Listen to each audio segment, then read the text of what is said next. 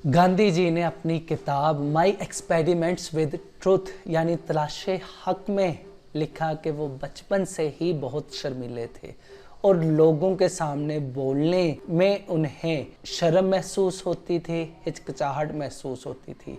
यही वजह है जब वो पढ़ने लंदन गए तो वो एक वेजिटेरियन सोसाइटी के मेंबर बन गए।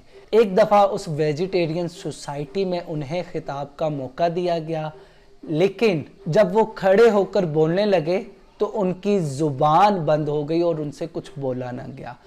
कुछ देर कोशिश करने के बावजूद जब वो बोल ना सके तो शुक्रिया के कलमात कहकर बैठ गए। एक दफ़ा फिर जब उन्हें सब्ज़ी खोरी के बारे में इजहार ख्याल करने का मौका मिला तो वो लिख कर ले आए। अब सोसाइटी के मेंबर्स के सामने वो लिखी हुई तकरीर पढ़ने लगे, लेकिन फिर नाकाम रहे। फिर एक दोस्त ने उठकर वो लिखे हुए अल्फाज पढ़े। गांधी जी इस हद तक आप कह लें शर्मीले भी थे और इस हद तक उनमें कॉन्फिडेंस की कमी थी।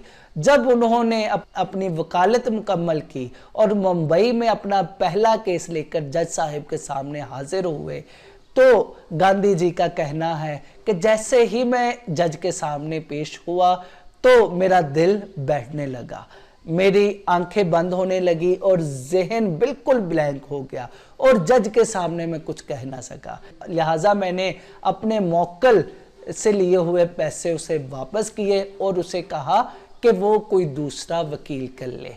गांधी जी आगे लिखते हैं कि इस शर्मीलेपन के अगरचे उन्हें बहुत ज़्यादा नुकसानात हुए, इस लैक ऑफ कॉन्फिडेंस के उन्हें बहुत ज़्यादा नुकसान हुए, लेकिन एक इसका फ़ायदा भी हुआ।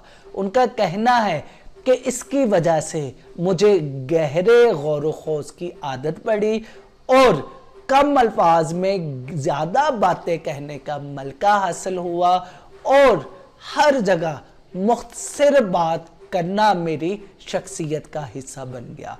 दोस्तों, आपकी ज़िंदगी में भी बहुत सी कमियां हैं, बहुत सी खामियां हैं। ये कमियां और खामियां एक जगह हमारी वीकनेसेस हैं तो दूसरी जगह ये हमारी ताकत भी हैं। एक जगह ये हमारे लिए डिसएडवांटेज का बायस है, दूसरी जगह ये एडवांटेजेस का भी बायस बन सकती है। ये आप पे डिपेंड करता है कि आप अपनी कमज़ोरियों को वाकई ही कमज़ोरी ले रहे हैं या उससे ताकत में कन्वर्ट करके इससे फ़ायदा उठा रहे हैं।